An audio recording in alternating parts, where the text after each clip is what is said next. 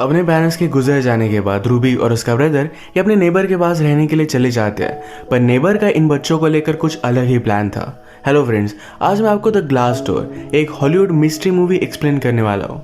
इसके twist and turns आपको हमेशा आपकी सीट के एज पर रखेंगे, तो अंत तक इस वीडियो को जरूर देखिएगा। अगर आपको वीडियो अच्छा लगता है तो प्लीज इसे लाइक और कमेंट जरूर कर दीजिए। अब बिना किसी देरी के एक्सप्लेनेशन स्टार्ट करते हैं। मूवी स्टार्ट होती है और हम हमारी मेन कैरेक्टर रूबी को अपने फ्रेंड्स के साथ देखते हैं। आज उसके पेरेंट्स बाहर गए थे तो वो भी अपने फ्रेंड्स के साथ मूवी देखने के लिए चली गई थी। अगली सुबह उसके पेरेंट्स इस पर डिस्कस करते हैं। रूबी एक्चुअल में बहुत ही लेट घर पर आई थी, जो गलत था। एक दिन रूबी के पेरेंट्स की वेडिंग एनिवर्सरी थी, तो मौके का फायदा उठाकर रूबी अपने फ्रेंड्स के साथ एंजॉय करने के लिए चली जाती है। जब वो वापस घर पर आई तो घर पर पुलिस थे। पुलिस उसे कहते हैं तुम्हारे मदर फादर का एक्सीडेंट हो चुका है। वो बेचारी टूट गई थी, वहीं पर चक्कर आकर नीचे गिर जाती है। इसके बाद डायरेक्टली हमें रूबी के पेरेंट्स का फ्यूनरल दिखाया जाता है। यहाँ पर उसके नेबर्स थे मिस्टर एंड मिसेस क्लास। इन्होंने रूबी के पेरेंट्स के लिए बहुत अच्छी बातें कही है। फ्यूनरल खत्म हो जाने के बाद रूबी का मामा उसके पास आया, पर रूबी ने पूरी लाइफ में कभी भी उसे देखा नहीं था। मामा रूबी से कहता है कि अगर तुम्हें किसी भी चीज की जरूरत पड़े तो मैं तुम्हें हेल्प करने के लिए रेडी हूँ। रूबी उससे कहती तुम इतने साल कहाँ थे, मदर और तुमने अपनी रिलेशनशिप को मेंटेन नहीं रखा था। उसका मामा उसे समझाता है कभी कभी ब्रदर और सिस्टर में चीज हो सकती है। मैंने हमेशा सोचा था कि जब मुझे टाइम मिलेगा तो तुम सबके पास में आऊंगा, तुम्हारे साथ टाइम स्पेंड करूंगा, पर ये कभी मिला ही नहीं। आज उसे पछतावा है, तो फ्यूचर में रूबी के लिए वो कुछ करना चाहता है। रूबी भी इसके लिए हाँ कहती है। इसके बाद रूबी के घर पर उसका लॉयर है। वो कहता है तुम्हारी मदर के एक इंश्योरेंस था, फादर के पैसे थे, तो इस वजह से पूरी लाइफ में तुम्हें कुछ भी करने की जरूरत नहीं पड़ेगी। अब तक रूबी एक टीनेजर है, तो उसे पेरेंट्स की जरूरत पड़ेगी, तो उसी के पेरेंट्स की विल के अकॉर्डिंग उसके नेबर उनका ख्याल रखने वाले हैं। नेबर यहाँ पर पहुंचे जिनका नाम है टेरी और उनकी वाइफ का नाम एरिन। टेरी रूबी को सहारा देता है। टेरी को लग रहा था कि रूबी अगर अपनी लाइफ न्यू शहर में स्टार्ट करे तो बहुत अच्छा होगा, तो इसी वजह से सारे मिलकर मालूबो में शिफ्ट हो जाते हैं। यहाँ पर इनका एक बड़ा सा हाउस था। रूबी और उसके ब्रदर को उन्होंने एक ही कमरा दिया। रूबी को ये बात अच्छी नहीं लगती, पर टेरी ने कहा कि टेम्पररी है, तुम्हें सेपरेट रूम मिल जाएगा। टेरी और उसकी वाइफ जो खाना खाते हैं ये बच्चों को अच्छा नहीं लगता, तो इस वजह से आज रात उन्होंने पिज्जा ऑर्डर कर लिया। रात में रूबी को नींद नहीं आ रही थी, तो स्विमिंग करने के लिए वो बाहर गई, पर उसे लग रहा था कि कोई उस पर नजर रख रहा है, तो इस वजह से वो वहां से चली जाती है। अगले दिन वो अपनी न्यू स्कूल में गई। प्रीवियस स्कूल में जितना फ्रीडम बच्चों को मिलता था उतना फ्रीडम यहाँ नहीं मिल पाता, पर फिर भी वो एडजस्ट करती है। वो जब घर आई तो एरिन ने उसके लिए क्लोथ्स लाए थे, उसके ब्रदर के लिए वीडियो गेम्स, तो ये दोनों बहुत खुश थे। रात में एरिन अपने फ्रेंड से स्कूल कितनी घटिया है इसके बारे में बात कर रही थी। ये बात एरिन ने सुन ली, उस पर गुस्सा हो जाती है और कहती है तुम्हें अगर यहाँ पर फ्रेंड्स बनाने हैं तो अपना एटीट्यूड चेंज करना पड़ेगा। रूबी को ये बात अच्छी नहीं लगती कि एरिन उसका फोन कॉल सुन रही थी। रात में भी किस तरीके से उसके पेरेंट्स का एक्सीडेंट हुआ होगा इसके उसे सपने आते हैं। एक रात 3 बजे वो स्विमिंग कर रही थी, तो टेरी उसके पास आ जाता है। वो उसे गलत नजरों से देख रहा था। उसने उसे फिर से इस तरीके से रात में स्विमिंग करने से मना कर दिया। रूबी के स्कूल में ड्राइविंग का क्लास था, इसमें एक्सीडेंट कैसे होते हैं इसकी वीडियो उन्हें दिखाई जा रही थी। इस बात से रूबी डिस्टर्ब हो गई। उसका रात में खाना खाते हुए मन नहीं लगता, तो वहां से उठकर वो चली गई। एरिन उसके पास आई। वो कहती है क्या तुम्हें कुछ तकलीफ है?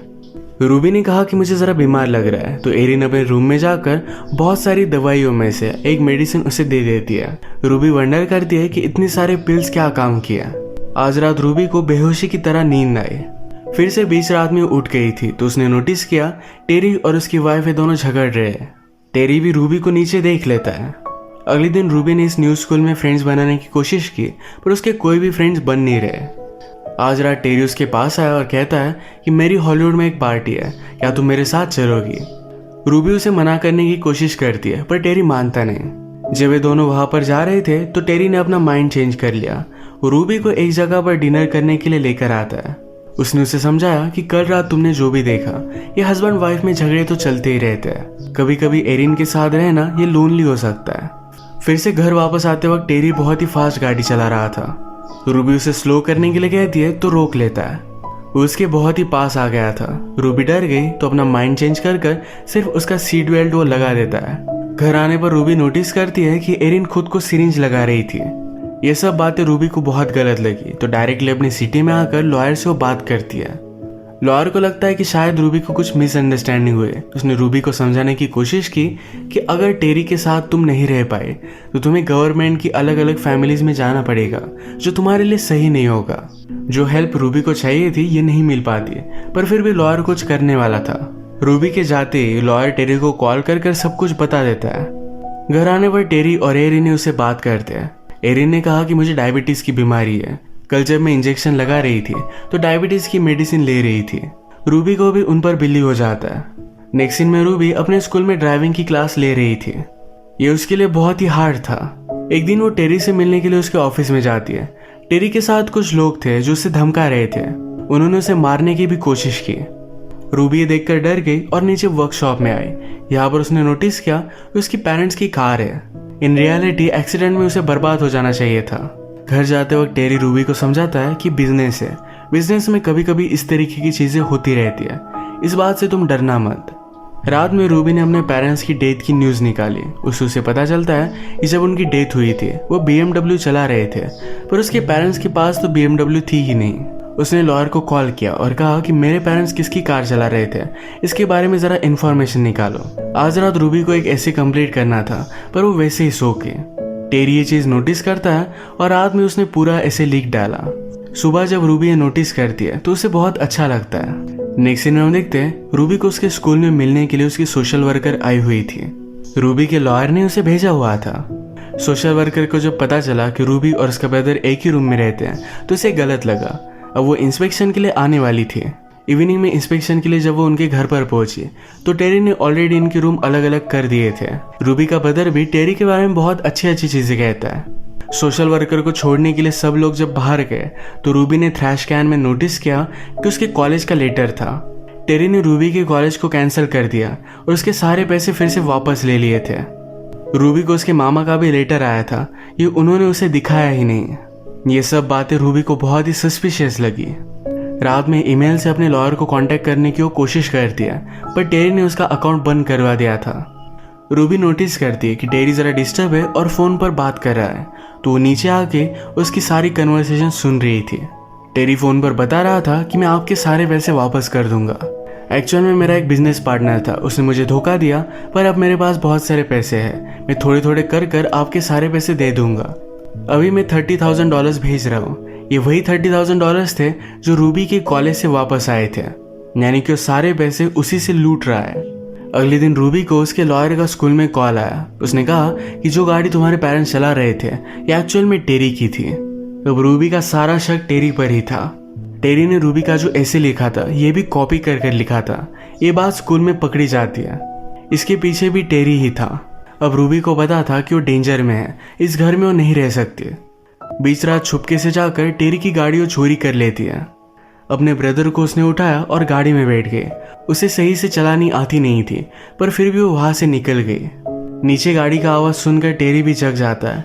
वो उनका पीछा करने लग गया।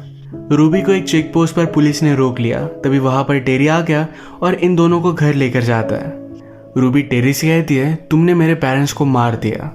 टेरी कहता है कि ऐसा कुछ भी नहीं हुआ था, उनकी एनिवर्सरी थी तो इस वजह से सिर्फ मैंने एक अच्छी कार उन्हें दे दी थी। रूबी अब उसके साथ नहीं रहना चाहती थी। वो यहाँ से निकलने की बहुत कोशिश करती है, पर घर पर आने के बाद एरिन ने उसे सिरिंज लगाकर बेहोश कर दिया। अगले दिन टेरी रूबी के बैंक में गया। वहां से और भी पैसे वो ऐंठने की कोशिश करता है, पर बैंक को पता चल चुका था कि उसने ऑलरेडी $30,000 की चोरी की है। वो उसके अकाउंट को ब्लॉक कर देते हैं। इस बात से वो बहुत डिस्टर्ब हो गया। एरिन को एक्चुअल में डायबिटीज की बीमारी थी ही नहीं, वो हमेशा ड्रग्स करती थी और ये ड्रग्स वो हॉस्पिटल से चुराया करती थी। ये बात जब हॉस्पिटल हेड को पता चली तो उसे फायर कर दिया जाता है। इस बात को लेकर टेरी और एरिन में झगड़ा हो गया। एरिन कहती है हमें इस तरीके से कुछ भी करना ही नहीं चाहिए था। यह हमें पता चलता है रूबी के पेरेंट्स के एक्सीडेंट के पीछे ये दोनों ही थे। एरिन को इस बात से बहुत ही गिल्टी लगता है, तो इस वजह से वो ड्रग्स करती है। टेरी को इस बात से थोड़ा भी पछतावा नहीं है। वो कहता है मुझे अपॉर्चुनिटी दिखी और मैंने वो ले ली। एरिन को आज रात भी ड्रग्स की जरूरत थी, तो यही लेने के लिए टेरी वहां से चला गया। घर में उसने ड्रग्स ढूंढने की कोशिश की तो उसे मिल भी गए। एरिन और टेरी जब यंग थे तो उन्हें एक बेटी भी थी। इसकी वीडियो देखने लग गई। इमोशनल होकर ज्यादा ड्रग्स वो ले लेती है और वैसे ही उसकी डेथ हो गई। रूबी ने नोटिस किया और वो बहुत ज्यादा डर जाती है।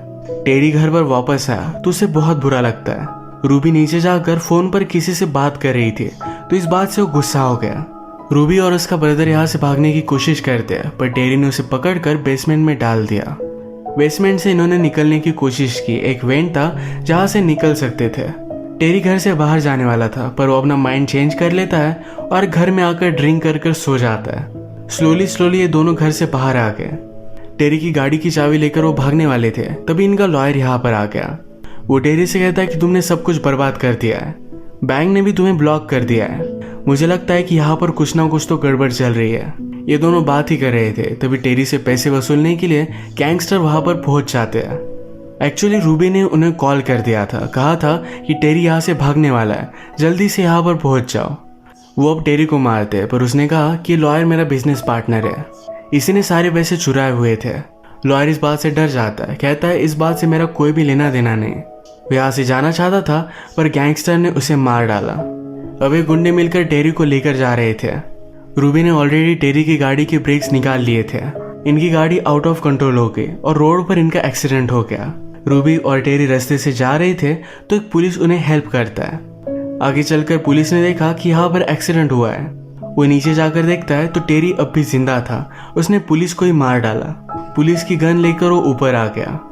वो रूबी को देखकर मारने वाला था। रूबी डर गई, जल्दी से ड्राइविंग सीट पर आ जाती है। उसने गाड़ी से टेरी को कुचल दिया। अब मूवी के लास्ट सीन में हम देखते हैं कि रूबी और उसके ब्रदर के साथ उसका मामा था।